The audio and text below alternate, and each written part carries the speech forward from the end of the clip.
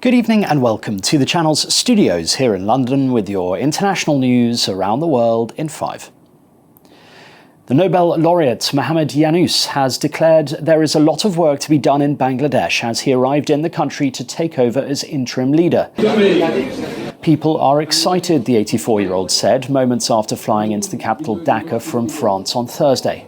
His plane touched down just days after Sheikh Hasina, the woman who ruled Bangladesh with an iron fist for 15 years, fled across the border to India. She resigned after weeks of student-led protests which left hundreds dead, escalating and culminating in calls for her to stand down. The decision to name Professor Yunus as chief advisor of the interim government followed a meeting between President Mohammad Shahabuddin, military leaders and student leaders. A state of emergency has been declared in the Kursk region of Russia as a rare cross-border attack by Ukrainian troops continued. The acting regional governor, Alexei Smirnov, said the move was necessary to eliminate the consequences of enemy forces coming into the region. Russian officials said at least 5 civilians had been killed and 31 wounded, 6 of them children, since the start of the incursion. Ukraine has not officially commented, and the depth of the incursion remains unclear. Police in Barcelona are hunting the separatist former leader of Catalonia, Carlos Puigdemont, who made a dramatic return to Spain after a 7-year exile, despite facing an outstanding arrest warrant. Earlier, the Catalan separatist leader addressed supporters in Barcelona after 7 years of exile and despite the pending warrant for his arrest.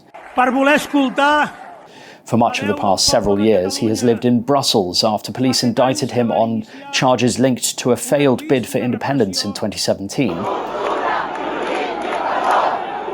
Many were expecting him to turn up inside the Parliament building in time for the investiture ceremony, but he was nowhere to be seen.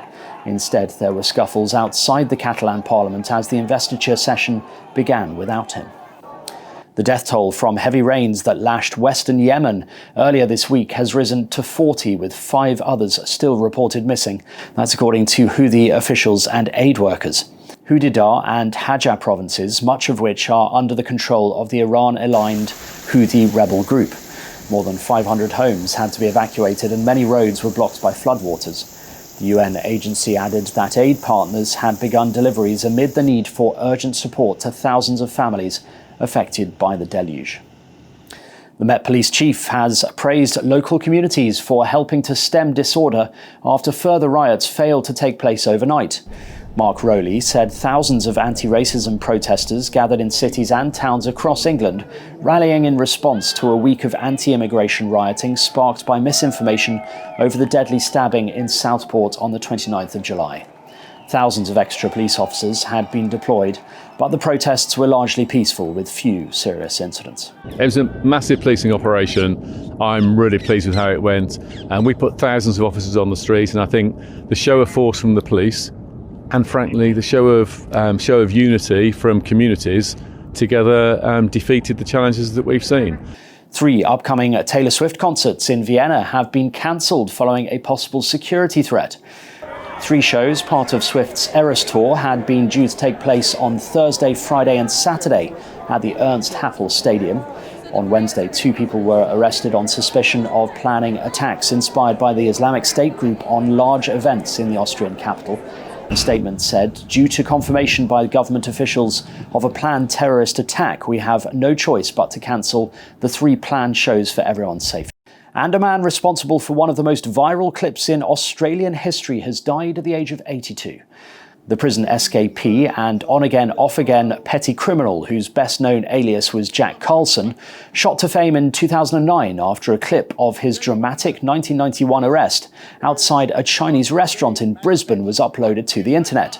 Gentlemen, this is Democracy Manifest. What is the charge? Eating a meal? A succulent Chinese meal?